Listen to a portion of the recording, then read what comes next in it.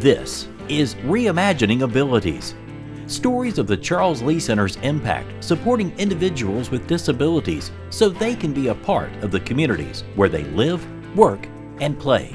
Join us now in Reimagining Abilities.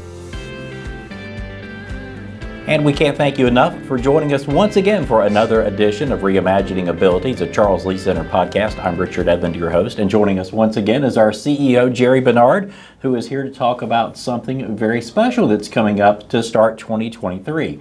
And we always talk about how the Charles Lea Center is kind of way ahead in using technology to support people, but now you're kind of taking this a step further. Tell us about this big summit that is coming our way in January. Yes, we are extremely delighted that we're hosting the very first technology summit in South Carolina on the topic of enabling technology for individuals with intellectual disabilities. I mean, it's kind of the first real training that's being provided in our state to provide real life plans and ideas in the way you can implement technology in our state that will support our individuals probably more effectively, but also provide them with the same opportunities to access technology as everyone else does. It seems the Charles Lea Center was certainly one of the first organizations in the state to embrace technology, and in a lot of cases off-the-shelf technology to do that. How do you get people to open up to that possibility and to that kind of mindset to use that? Well, I think that's what the summit is all about. I mean, I think what's happened is that because we've been somewhat successful in using technology, there's been an interest, or at least a curiosity, I'd like to say, in terms of how we're doing this in South Carolina. And I think also with some of the other changes that people have seen in other states that are using technology, I think there's been this curiosity now, well, what is this all about? And they've seen bits and pieces of it. And so we are now in a position to actually do a one-day summit, as we like to call it, which is a kind of a very high-level overview and introduction to enabling technology, and not only just the technology, but how to implement it in a successful manner in your organization. So we're excited about that. That's really key. Now, for those who are going, how do I sign up? You've already got this year's set, so the invitees are there, they're ready to go. But tell us about how many people are coming to this event. Yes, we kind of targeted a very, very unique audience. We were really looking at leadership within other organizations that provide services like we do at the Charles Lea Center. So we limited the attendance to about 100 people because really we wanted to really develop a grassroots approach, because this really is a first step in a number of things that we want to do. I mean, one of the things we want to see if we can accomplish from this is develop a position statement. We want to see if we can get some legislation introduced that would allow us to get our state to acknowledge a technology-first initiative within our state, and then certainly looking at how we can reallocate some of our funding to focus on funding technology-related activities within the state, which would cost less and also would be more effective, I think, in the way we can support people with disabilities. I know a lot of times when you think of technology, you think proprietary.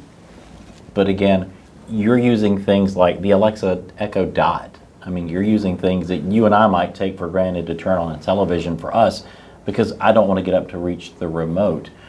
What do people say when you tell them that you're using, I hate to say basic stuff, but stuff that's just out there for everyone to use? I think what's happening is that people sometimes don't associate the idea that technology is used for everybody. And for some reason, if you have a disability, you are somehow either not able to, or it's not important to you, or it's not effective in supporting that person. And one of the things we know from some national studies that were done is that our population in particular has always been left behind in that arena.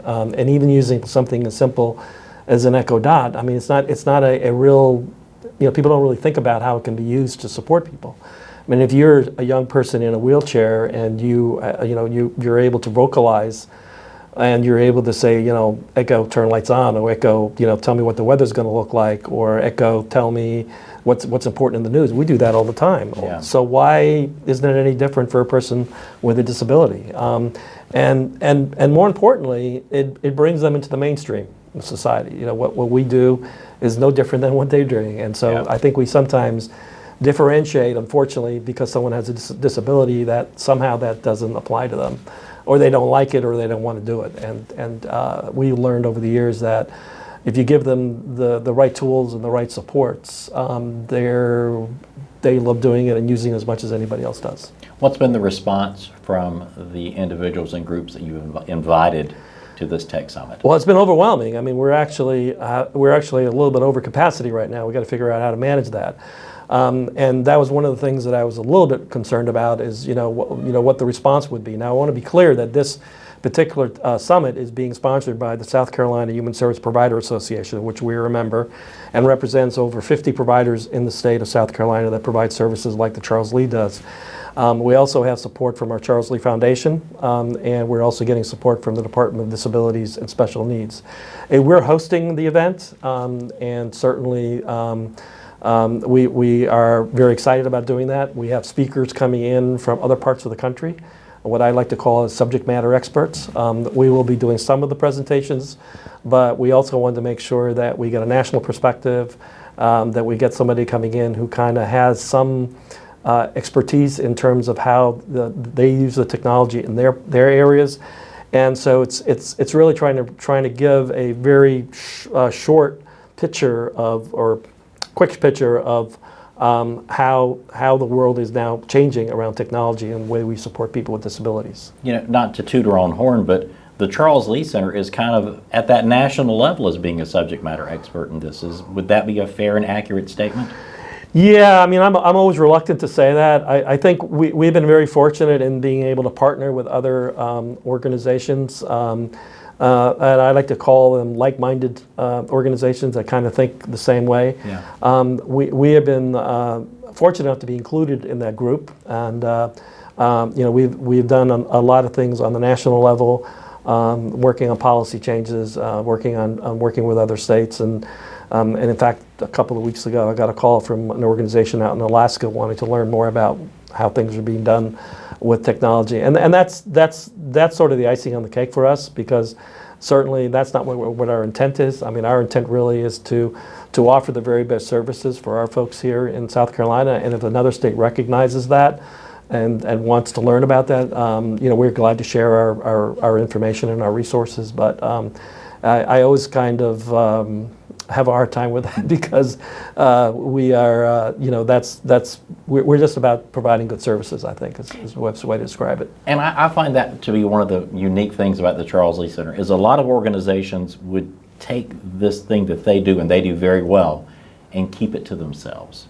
But your goal is to share it with as many people, not just in South Carolina, but across the country as well. What does that say about the Charles Lea Center and its leadership? Well, I mean, I think we kind of look at it from a kind of holistic perspective. I mean, if we know something that will help someone else's life to be better, why wouldn't we want to share that with other people? Because then they could benefit from it. I mean, I think we have an obligation to support individuals with disabilities where they live, work, and play. That's our mission. It doesn't matter if they live, work, and play in South Carolina, North Carolina, in Alaska, wherever it is. If we can do anything to help another organization to provide better services, we certainly want to be a part of that, and we would ask the same in return. I mean, we also partner with organizations who have some wonderful ideas that we bring back to our own organization, and I think that's how, as a system, a national system, we just get better and better and better. And it's unfortunate sometimes because not everyone thinks that way, but certainly from our perspective, anything that we can do to improve someone's life, even if they're thousands of miles away from us, I think that's a win-win. What's a home run from this summit? A home run for me would be that we become a technology-first state, that there's legislation introduced so that we can allocate funding, Medicaid funding, to developing services using technology, and that it becomes part of our service delivery system. I mean, if those things get achieved, I think that would be huge for our state. Jerry Bernard, CEO of the Charles Lea Center, thank you so much. Thank you so again much. I appreciate it. for joining us, and we thank you for taking time out of your day to joining us for Reimagining Abilities. Until next time, have a great day.